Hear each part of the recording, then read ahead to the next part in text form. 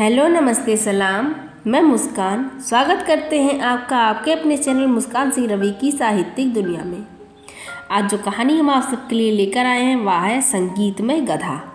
कहानी शुरू करने से पहले यदि आप मेरे चैनल पर नए हों तो मेरे चैनल सब्सक्राइब कर लें, बेल आइकन को प्रेस कर लें, जिससे कि मेरे चैनल पर आने वाले वीडियो की नोटिफिकेशन सबसे पहले आपको मिल सके। आइए शुरू करते हैं आज की अपनी कहानी।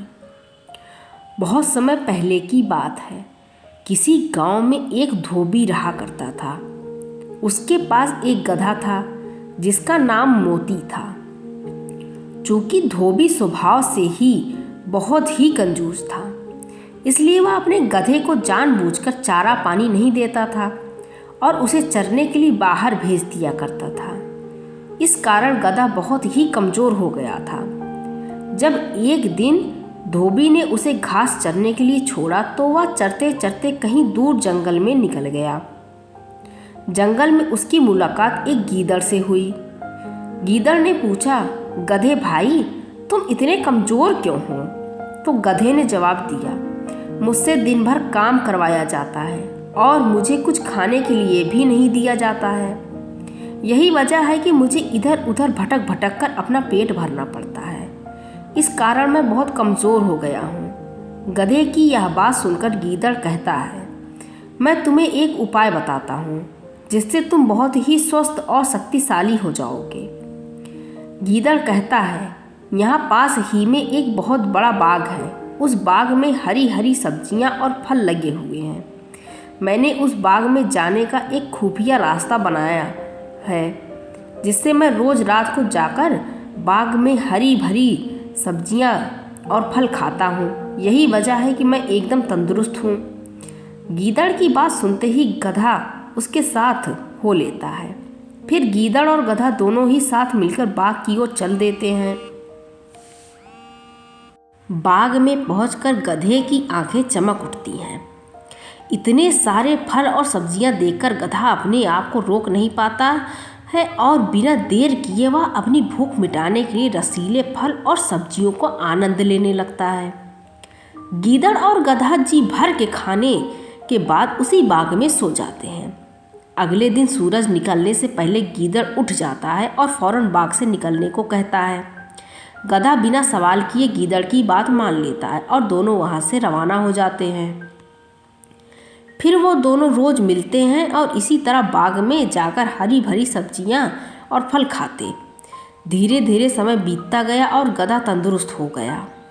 रोज पेट भर खाना खाकर अब गधे के बाल चमकने लगे थे और उसकी चाल में भी सुधार हो गया था। एक दिन गधा खूब खाकर मस्त हो गया और जमीन पर लेटने लगा। तभी गीदड़ ने पूछा, गधे भाई, तुम्हारी तबीयत तो ठीक है ना? तो गधा कहता है, आज मैं बहुत खुश हूँ और मेरा गाना गाने का मन कर रहा है। गधे की यह बात सुनकर गीदड़ घबरा गया और बोला, ना गधे भाई, यह काम भूल कर भी मत करना। भूलो मत, हम चोरी कर रहे हैं। वहीं बाग के मालिक ने तुम्हारा बेसुरा गाना सुन लिया और यहाँ आ गया तो बड़ी मुसीबत हो जाएगी। भाई, इस गाने वाने के चक्कर में मत पड़ो। गीदड़ की यह बात सुनकर गधा बोला, तुम क्या जानो गाने के बारे में? हम गधे तो खानदानी गायक हैं। हमारा ढेंचू राग तो लोग बड़े शौक से सुनते हैं। आज मेरा गाने का बहुत मन है, इसलिए मैं तो गाऊंगा। गीदड़ समझ जाता है कि गधे को गाने से रोक पाना अब बहुत मुश्किल है।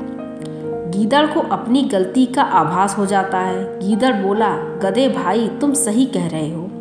गाने वाने के बारे में हम क्या जाने। अब तुम बता रहे हो तो मुमकिन है कि तुम्हारी सुरीली आवाज़ सुनकर बाग का मालिक फूल माला लेकर तुम्हें पहनाने ज़रूर आएगा। गीदड़ की बात सुनकर गधा खुशी से गदगद हो जाता है।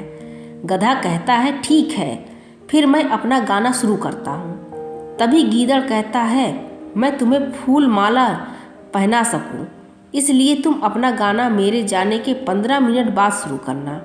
इससे मैं तुम्हारा गाना खत्म होने से पहले यहाँ पहुँच जाऊँगा। गीदड़ की यह बात सुनकर गधा और भी ज़्यादा फूले नहीं समाता और कहता है, जाओ भाई गीदड़, मेरे सम्मान के लिए फूल माला लेकर आओ। मैं तुम्हारे जाने के 15 मिनट बाद ही गाना शुरू करूँगा। गधे के इतना कहते ही गीदड़ वहाँ से 9 तो 11 हो जाता है। गीदड़ के जाने के बाद गधा अपना गाना शुरू करता है। गधे की आवाज़ सुनते ही बाघ का मालिक लाठी लेकर वहाँ पहुँच जाता है। वहाँ गधे को देखकर बाघ का मालिक कहता है कि अब समझ आया कि तू ही है जो मेरे बाघ को रोज चर के चला जाता है। आज मैं तुझे नहीं छोड़ूंगा। इतना कहते ही बाघ मालिक लाठी से गधे की खूब जमकर पिटाई करता है। बाघ मालिक की पिटाई से गधा अधमरा हो जाता है और बेहोश होकर जमीन पर गिर जाता है। इस कहानी से हमें यह सीख मिलती है कि अगर कोई हमारी भलाई के लिए कुछ बात समझाता है तो उसे मान लेना चाहिए। कभी कभी हालात ऐसे हो जाते हैं कि दूसरों की बात ना मानने से हम मुसीबत में पड़ सकते हैं। आज की कहानी बस इतनी सी। मिलते हैं अगली किसी कहानी के साथ। आपको कहानी कैसी लगी हमें कमेंट करके ज़रूर बताएं। Thank you for watching and don't forget to subscribe. Thank you.